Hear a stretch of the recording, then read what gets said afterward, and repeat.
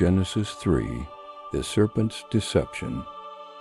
Now the serpent was more subtle than any animal of the field which Yahweh God had made. He said to the woman, "Has God really said, 'You shall not eat of any tree of the garden'?" The woman said to the serpent, "Of the fruit of the trees of the garden we may eat, but of the fruit of the tree which is in the middle of the garden, God has said, 'You shall not eat of it, neither shall you touch it, lest you die.'" The serpent said to the woman, "You won't surely die, for God knows that in the day you eat it, your eyes will be opened, and you will be like God, knowing good and evil." When the woman saw that the tree was good for food, and that it was a delight to the eyes, and that the tree was to be desired to make one wise, she took of its fruit and ate. And she gave some to her husband with her, and he ate. The eyes of both of them were opened, and they knew that they were naked.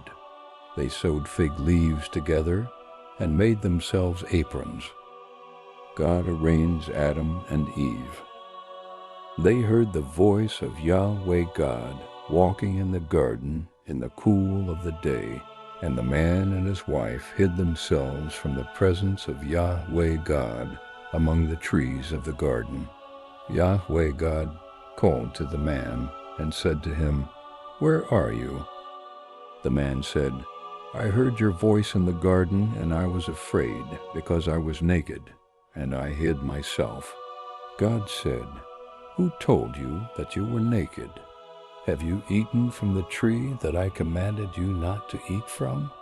The man said, "The woman whom you gave to be with me, she gave me of the tree, and I ate." Yahweh God said to the woman, "What is this you have done?" The woman said, "The serpent deceived me, and I ate." The fate of the serpent. Yahweh God said to the serpent, "Because you have done this, you are cursed above all livestock and above every animal of the field. On your belly you shall go, and you shall eat dust all the days of your life. I will put enmity between you and the woman, and between your offspring and her offspring. He will bruise your head, and you will bruise his heel." The punishment of mankind. To the woman he said, "I will greatly multiply your pain in childbirth. In pain you will bear children.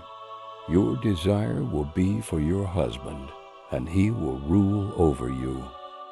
To Adam he said, "Because you have listened to your wife's voice, and have eaten of the tree of which I commanded you, saying, 'You shall not eat of it. Cursed is the ground for your sake. In toil you will eat of it all the days of your life. It will yield thorns and thistles to you, and you will eat the herb of the field. By the sweat of your face will you eat bread until you return to the ground, for out of it you were taken. For you are dust, and to dust you shall return." The man called his wife Eve, because she was the mother of all living.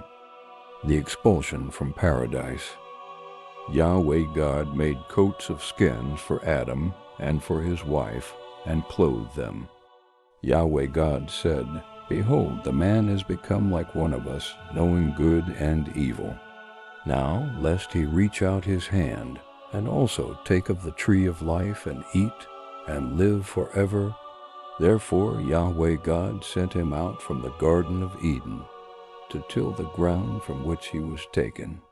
So he drove out the man. And he placed cherubs at the east of the Garden of Eden, and the flame of a sword which turned every way to guard the way to the tree of life. Genesis 3 recounts the serpent's deception of Eve, leading to humanity's fall. The cunning serpent tempts Eve to eat the forbidden fruit, questioning God's command and promising divine knowledge. Eve eats and shares it with Adam, opening their eyes to sin and shame. When God confronts them, Adam blames Eve, and Eve blames the serpent. As punishment, the serpent is cursed to crawl. Eve faces painful childbirth, and Adam must toil for food. They are banished from Eden, separated from the tree of life. This chapter marks the introduction of sin, suffering, and the promise of redemption through God's plan.